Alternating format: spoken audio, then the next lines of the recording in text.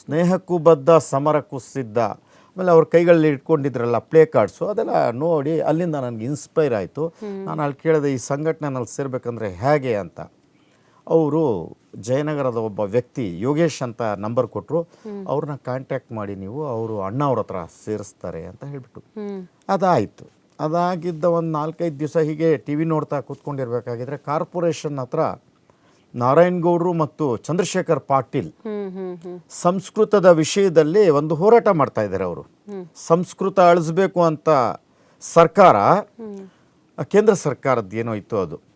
ಆವಾಗ ಇವರು ಅದು ಬೇಡ ಅಂತ ಹೇಳಿಬಿಟ್ಟು ಅಲ್ಲಿ ನೋಡಿ ಸಡನ್ನಾಗಿ ಶರ್ಟ್ ಹಾಕ್ಕೊಂಡು ಆಟೋ ಹಿಡ್ಕೊಂಡು ಓಡಿದೆ. ನಾನು ಕಾರ್ಪೊರೇಷನ್ ಹತ್ರಕ್ಕೆ ಹೋದಾಗ ಅಲ್ಲಿ ಇನ್ನೂ ಸ್ವಲ್ಪ ಇನ್ಸ್ಪೈರ್ ಆಯಿತು.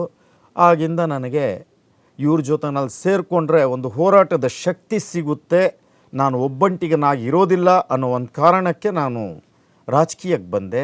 ಏನೋ ಒಂದು ಸುಧಾರಣೆ ಮಾಡಬೇಕು ಅಂತ ನನ್ನ ಕೈಲಲ್ಲ ಆದಷ್ಟೆಲ್ಲ ಮಾಡ್ತಾಯಿದ್ದೀನಿ.